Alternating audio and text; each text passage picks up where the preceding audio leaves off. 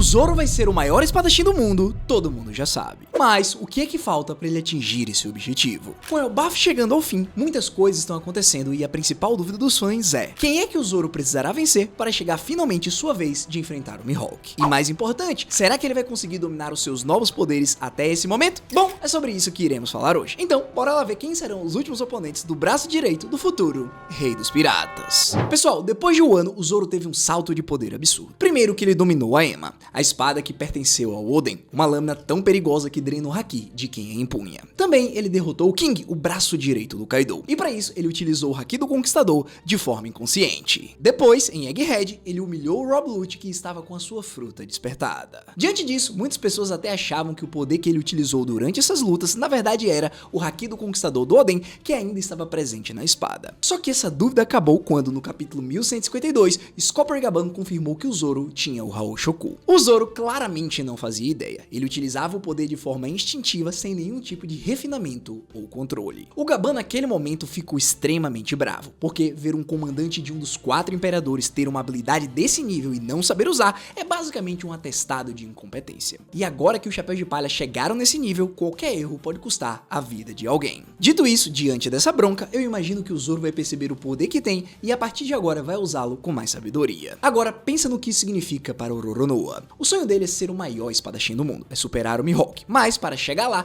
ele vai precisar atravessar uma saga final cheia de inimigos imortais, regenerativos, ligados ao sistema do governo mundial. E a chave para cortar esses inimigos é exatamente o poder que ele acabou de descobrir que tem, mas não controla. Por isso que Elbaf é tão importante. É o arco onde o Zoro vai aprender a controlar o Haki do Rei, e essa evolução vai elevá-lo de nível comandante para nível imperador. O próximo passo do Zoro não é só ficar mais forte, é aprender a cortar o impossível. E o primeiro grande teste dessa nova fase já está montado, porque no capítulo 1182, o Oda deixou implícito que o confronto do Zoro contra o Sommers irá acontecer. Essa luta será o pontapé inicial na transformação dele. O Sommers já era um cavaleiro sagrado muito forte, mas depois que o Imu apareceu em Elbaf e concedeu o poder do Maki, ele virou outra coisa. As capacidades físicas dele agora estão além da compreensão humana. E o detalhe que torna essa luta perfeita narrativamente é que o Zoro, do jeito que está agora, não consegue derrotar o Sommers só com a espada e com o Haki do armamento.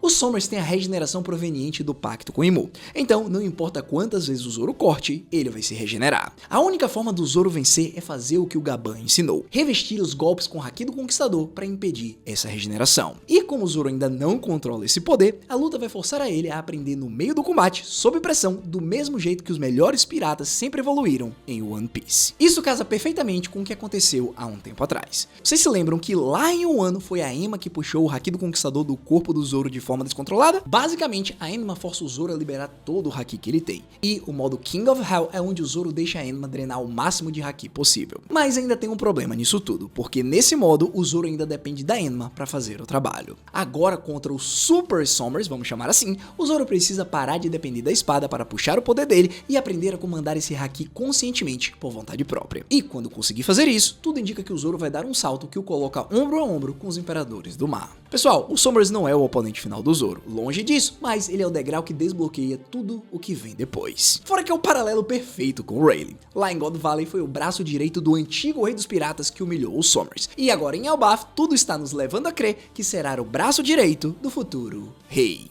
Agora a gente sobe para um nível de ameaça muito maior, um oponente de verdade, e um nome que mais se destaca como oponente do Zoro é o Fingerland Shamrock, o líder dos cavaleiros. Muita gente acha que quem vai enfrentar o Shamrock no final é o próprio Luffy ou o próprio Shanks, mas existe a chance do Luffy e do Shanks estarem muito ocupados e acabar sobrando para o espadachim do bando. De qualquer forma, se isso realmente acontecer, o Shamrock é um pesadelo para o Zoro por vários motivos combinados. Primeiro, ele é o irmão gêmeo do Shanks, então ele carrega a mesma linhagem Fingerland, uma das mais poderosas dos nobres mundiais. Segundo, ele tem uma espada especial, a Cerberus, com poderes próprios que ainda nem foram completamente explicados. E terceiro, ele tem a regeneração dos Cavaleiros Sagrados e provavelmente um Haki do Conquistador tão forte que rivaliza com o do Shanks. Pensa no desafio que isso representa. É a primeira vez que o Zoro enfrentaria um espadachim que joga o mesmo jogo que ele, mas com a vantagem em poder e em linhagem. Fora que contra um Cavaleiro Sagrado, como mencionamos, vencer não é suficiente. É preciso impedir que ele se levante novamente. O Zoro não vai precisar só de uma espada mais forte, ele vai precisar de uma determinação que supere até mesmo mesmo um Fingerland. Sendo sincero, na minha opinião, essa seria uma luta que provaria que o bando dos Chapéus de Palha estaria em um nível diferente de todas as outras tripulações. Dito isso, a gente chega no oponente que talvez seja o mais natural de todos entre os Gorosei. Ithambaron v Natsujuro,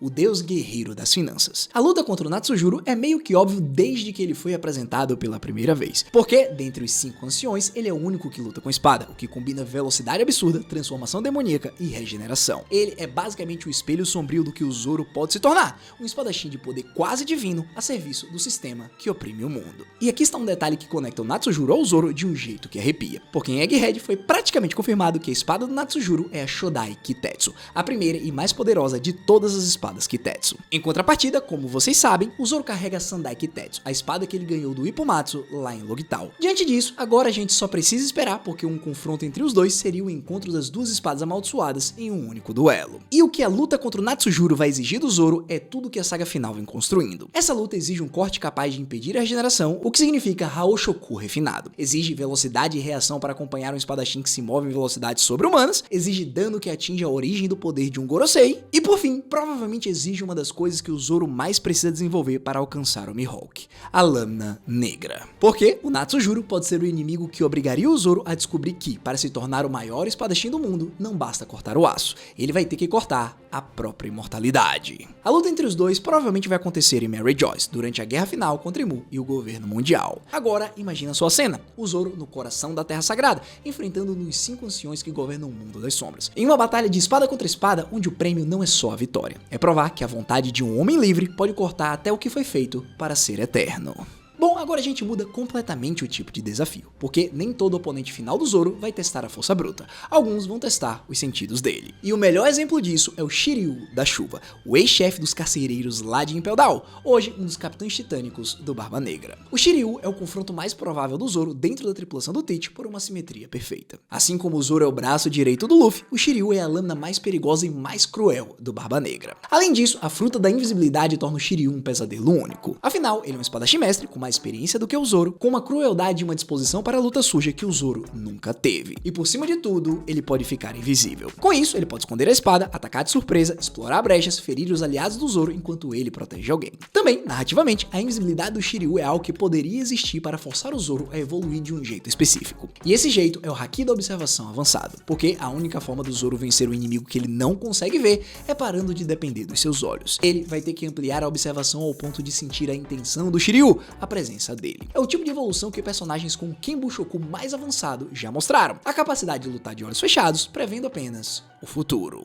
Pessoal, quando chegar a hora de enfrentar o Mihawk, o Zoro vai ter que provar que é o melhor espadachim. Porém, contra o Shiryu, ele vai ter que provar uma coisa diferente. Ele vai ter que provar que consegue vencer sem nem mesmo enxergar o inimigo. E essa evolução não serve só contra o Shiryu, ela é uma chave para vários outros oponentes. Por exemplo, serve contra o Fujitora, que luta cego e tem uma observação refinadíssima. Calma que a gente fala mais dele. Também serve contra o Ben Beckman, que é o braço direito do Shanks e que tem uma precisão e inteligência absurda. Também já a gente fala dele. Serve também, por fim, contra o S-Hawk e contra qualquer inimigo rápido demais para ser acompanhado com os olhos. O Zoro precisa aprender a ver com algo que não são os seus olhos, e o Shiryu é o inimigo perfeito para forçar essa lição. Seguindo, eu preciso falar de uma categoria de oponentes que funcionam menos como inimigos finais e mais como testes. Lutas que servirão apenas para mostrar exatamente o quanto que o Zoro evoluiu. E o primeiro deles é, como a gente mencionou um pouquinho atrás, o S-Hawk, o Serafim baseado no Mihawk. O Zoro já enfrentou ele em Egghead e aquela luta mostrou uma coisa importante. O S-Hawk não é uma cópia comum. Ele tem um corpo lunariano com uma durabilidade absurda que torna muito difícil causar dano permanentemente, além de possuir o estilo de espada inspirado no Mihawk. O S-Hawk tem um peso simbólico pesado, porque ele é literalmente uma versão artificial do sonho do Zoro. É um Mihawk recriado em laboratório, sem alma, sem humanidade, como uma arma. Enfrentar o S-Hawk é como enfrentar uma prévia distorcida do duelo final. Agora, pessoal, depois temos os almirantes, como eu falei também anteriormente, mais especificamente o Fujitora, o espadachim da gravidade, que já teve uma troca rápida com o Zoro em Dressrosa. Eu não sei pra vocês, mas pra mim, essa seria uma luta completamente legal de se assistir. Porque contra o Fujitora, o Zoro não teria que cortar um único homem, ele teria que cortar o peso do mundo inteiro tentando esmagá-lo, suportando uma pressão gravitacional que dobraria qualquer um.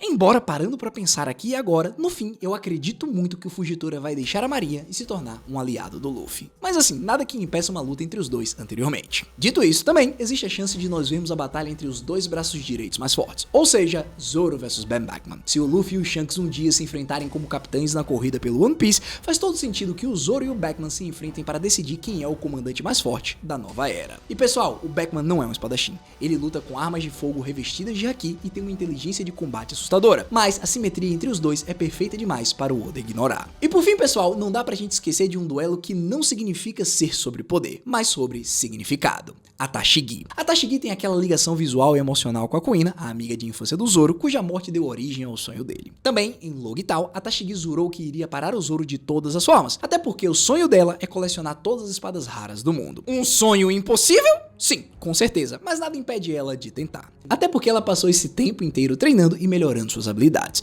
Então, um duelo entre os dois, provavelmente no epílogo de One Piece, fecharia o ciclo que começou lá em Logital. E aí, depois de todos esses oponentes, a gente chega no único confronto que é praticamente garantido desde o capítulo 52 da obra. Broccoli Mihawk. Toda a trajetória do Zoro existe para chegar nesse duelo. Cada inimigo que a gente falou hoje, cada evolução, cada gota de suor, tudo aponta para esse momento. O Mihawk é o maior espadachim do mundo, o homem que humilhou o Zoro no East Blue com uma adaga, o homem que treinou o Zoro durante os 2 anos do time skip e o homem que está sentado no topo do sonho que o Zoro jurou conquistar quando era criança. E, para derrotar o Mihawk, o Zoro vai precisar reunir tudo o que ele desenvolveu ao longo da saga final. Ele vai precisar de um haki completamente controlado para poder revestir as suas espadas por vontade própria pelo tempo que ele precisar. Também, ele vai precisar do haki da observação no nível mais alto possível, para poder prever e reagir aos movimentos de um mestre absoluto. Ele vai precisar do controle total da Enma, para que a espada obedeça a ele completamente, em vez de drenar o haki dele de forma perigosa. E por fim, ele vai precisar do Ashura na forma mais evoluída,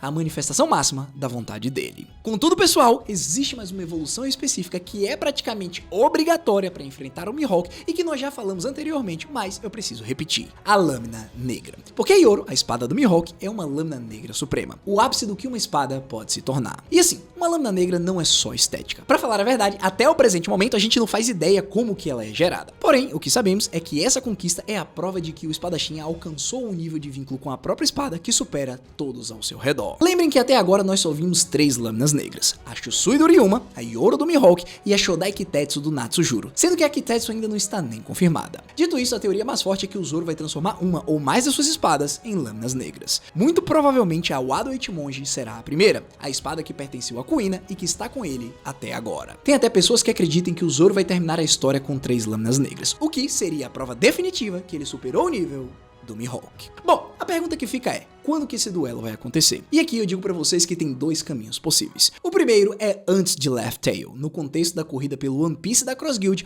onde o Mihawk hoje faz parte ao lado do Buggy e do Crocodile. O segundo e o mais simbólico é depois do One Piece. O Luffy se tornaria o rei dos piratas, o mundo mudaria, a guerra acabaria e o Zoro finalmente cumpriria o próprio sonho em um duelo limpo, sem exércitos, sem distrações, só 2 espadachins e a pergunta de quem é o maior do mundo. Esse segundo caminho seria a forma mais bonita de fechar a jornada do Zoro, porque mostraria que, mesmo depois de tudo, mesmo depois de ajudar a mudar o mundo, o sonho pessoal dele continua importando. Porque, pessoal, o Mihawk não é apenas o último inimigo do Zoro. Ele é o homem sentado no topo do sonho que o Zoro jurou conquistar desde criança, a promessa que ele fez para Kuina desde o início. E quando o Zoro finalmente derrotar o Mihawk, ele não vai estar só vencendo um homem, ele vai estar cumprindo a promessa que carregou a vida inteira, a promessa de que um dos dois se tornaria o maior espadachim do mundo. A Kuina não pôde, então o Zoro vai pelos 2. E aí, quando você junta todos esses oponentes, fica clara a grande verdade sobre o futuro do Zoro. O caminho dele daqui para frente não é uma sequência de lutas para ver quem bate mais forte. É uma escalada onde cada inimigo representa um tipo diferente de impossível que ele vai ter que aprender a cortar. O Zoro já aprendeu a cortar o aço, o fogo e dragões. Agora ele precisa aprender a cortar os deuses. E o que torna isso possível é exatamente o poder que ele descobriu que tinha sem saber. O Haki do Conquistador, a vontade suprema que domina outras vontades. Porque no fim, pessoal, o sonho do Zoro nunca foi só sobre ser o mais forte. Foi sobre ter uma vontade tão inquebrável que nenhum obstáculo no mundo, nem regeneração, nem visibilidade, nem gravidade, nem mortalidade, nem o próprio maior espadachim do mundo conseguiria ficar entre ele e a promessa que ele fez. No fim, o Zoro não precisa só ficar mais forte do que o Mihawk. Ele precisa se tornar o espadachim capaz de cortar qualquer obstáculo que existe entre o Luffy e o amanhecer do mundo. Essa é a função dele como o braço direito do futuro rei dos piratas. E essa é a razão pela qual o Haoshoku despertou nele, mesmo sem ele pedir. Agora me conta aí nos comentários, qual o confronto do Zoro você mais quer ver? O duelo final contra o Mihawk, a batalha contra o Natsujuro pela linhagem Kitetsu, ou o pesadelo invisível contra o Shiryu? E mais importante, você acha que o Zoro vai terminar a história com quantas lâminas negras? 1, 2 ou as 3? No fim, se chegou até aqui, deixa o like no vídeo, se inscreve no canal, e se você quiser entender como é que o Shanks vai se sacrificar pelo Luffy no final de One Piece, clica nesse vídeo que tá aparecendo na sua tela.